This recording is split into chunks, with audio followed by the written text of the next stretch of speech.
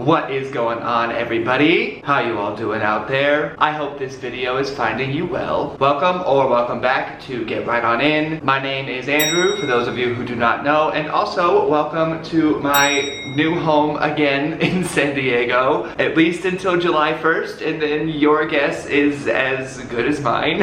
If you have been with me on this channel for the last couple of months, you will know that I have been in Oregon and San Diego, bouncing around, trying to find out what I'm doing with my life, and it's been just a fun struggle slash adventure all at once. But today I am here to talk about some books that I think should either be remade into a film or TV show, or just be made into a movie or a TV show in the first place. So now, with all of that out of the way, without further ado, let's get right on in.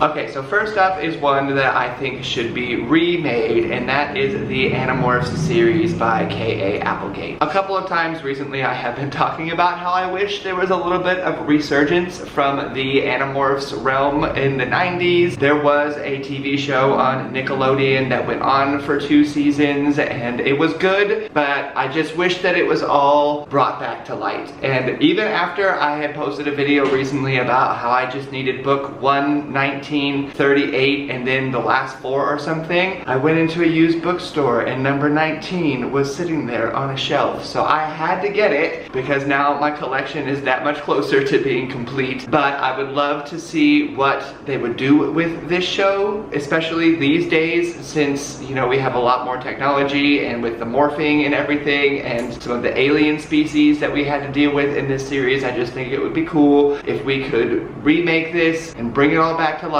so everybody else can just understand how great this series was. Next up, I think that the Circle series by Ted Dekker should be made into a series of movies. I don't necessarily think that these books would work individually as a TV show, so I think that just one like hour-and-a-half to 2-hour movie per book would suffice. Even if they didn't want to do the entire series, I think at least the first one, Black, should be made. If you are unfamiliar with this series, the main character, Thomas Hunter, falls asleep and then wakes up in another world, and then every time he falls asleep, he is oscillating between this world and that world, trying to figure out which world is real, while a war is brewing in both worlds that he is pretty much at the center of. All the while, he is not able to sleep, really, just because every time he falls asleep, he's just awake in the other world. So there's this documentation of his psychosis as he's trying to figure out what is real, where is real, who he is, how he's supposed to handle everything, because one of the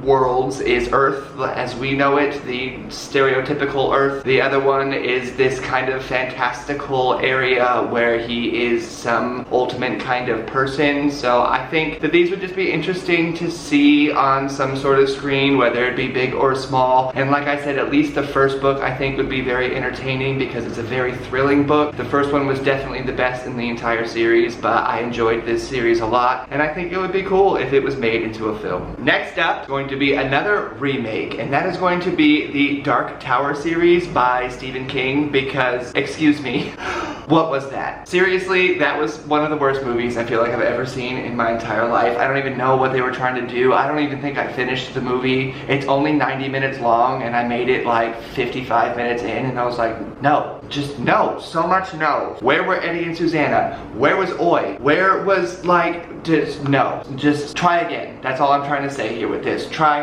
again. I'm pretty sure they are, and I'm pretty sure they're going to go forth and make it a TV show and not just a 90-minute movie trying to fit everything into, it was not good. So let's try again, please, with the Dark Tower series, and like I said, I'm pretty sure they are doing that already, so I'm just trying to say, don't screw it up this time, okay? Please, just please, oh my gosh. You can keep Idris Elba as Roland, because I think that was pretty awesome. Casting wise, I suppose, the characters that were actually included in the movie were cast pretty well, but at least include everybody when we do the next round of this, because I really don't feel like that's too much to ask. Next up is going to be The Absolutely True Diary of a Part-Time Indian by Sherman Alexie. And here's the thing, so when I was putting this video together and deciding on these books, I had picked this one because the book kind of reminded me of two different movies, one being Smoke Signals and one being Boy. In putting this together, I actually discovered that the movie Smoke Signals was also written by Sherman Alexie, and I had no idea about that before, so I think that that's pretty awesome. And I just want to say, Sherman Alexie, if you did Smoke Signals, you might as well do the absolutely true Diary of a Part-Time Indian as well, because even though it is a mouthful of a sentence to say, that book was so funny. It's like, it's one of those things where it's not necessarily supposed to be funny, but it just deals with real issues in a way that's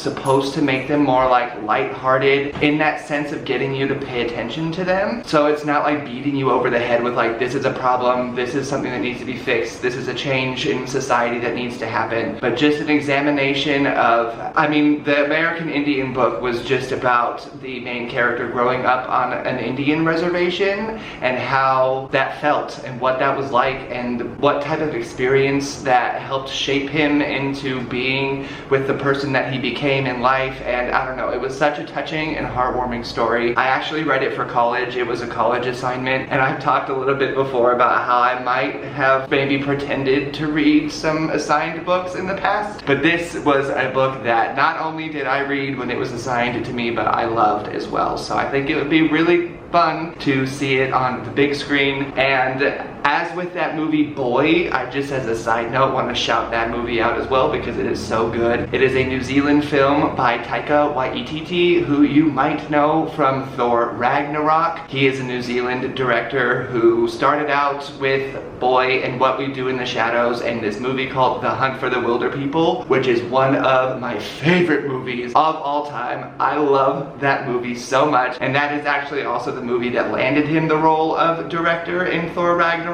So if you have not seen Hunt for the Wilder People, please, it is on Hulu. I'm pretty sure it's also on Amazon Prime. Please give it, just give it a go. It is New Zealand nostalgia for me like nothing else. Same as with Boy, but Hunt for the Wilder People, woo! Such a good movie. Way off topic, but just so you know, Hunt for the Wilder People, great movie. Next up is going to be the First Law trilogy by Joe Abercrombie, or really like any Joe Abercrombie book in general, because I think Best Served Cold would also be like a really sick standalone like horror-esque type of movie, because that one was gory. But everyone who has read Joe Abercrombie knows that he's just awesome. Maybe not everybody knows that or thinks that because everybody has their own opinions, but I think that the First Law world would be so fun to see coming to life on the screen. Obviously, I think that these would do better as like a TV show. And when we do TV shows like this, I do think that things like HBO or Amazon or Netflix or any of those types of streaming platforms are better for this type of stuff because, first of all, they put a little bit more money into it, which I think is a very key element in fantasy book to movie types of things, because these are different worlds that we're talking about and there's so many different intricacies in them. And if it's kind of like going to a cable network, then I feel like there might not be as much detail put into it, just because with HBO, what they did with Game of Thrones was incredible, except for when the book series finishes, maybe we can try again with the last season on Game of Thrones. But if that's also how the book ends, then I don't know. But we're not talking about that right now. We are talking about the First Law world, which I think would just be super fun to see out on the big screen, or like I said, any of Joe Abercrombie's other works of art, especially in the standalone form, because I just think that it would be really fun to see. I want to see Glokta. I want to see Glokta doing Glokta. You know what I'm saying? If you've read this and you know what I'm saying, I want to see Inquisitor Glokta at work. And I also want to see Logan Ninefingers earning the name of the Bloody Nine. I just think it would be cool. That's all I'm saying. Next up is going to be another remake in that of the Sword of Truth series by Terry Goodkind. If your name is Pete from The Ponderings of Pete, you're just already going to be shouting at the screen and talking about how crazy I am, and that's fine. Because you don't have to like The Sword of Truth, Pete. It's fine. I know that there's a lot of polarizing opinions about the series in general, but what they did with the TV show was also kind of not the best thing in the world. Also actually kind of falls into what I was just saying about the first Law trilogy a minute ago and how they should put that on some sort of streaming platform like HBO, etc. for the extra money. Those types of platforms weren't as accessible back in, I think it was 2007 or 8 when the Legend of the Seeker came out. But really what they did, once I separated the TV show from the book series, I liked the TV show by itself. But since they used the same creators and writers and everything behind Xena and Hercules and those types of shows, I felt it was too much like those shows. And they didn't focus enough on what was actually happening from the book series. And so it just didn't seem to make any sense. Especially in the TV show when Kaylin tells Richard, like in the first episode, who she is, what she does, her power, like all of that kind of stuff. And in the first book that was like half of the main mystery. And then they just had these like Monster of the Week type episodes that were coming through that just felt really forced and drawn out, because it was like they were making sure that they would have 22 episodes per season, which was also just kind of unnecessary. I just think that they should try this one again sometime, because maybe if they did it right,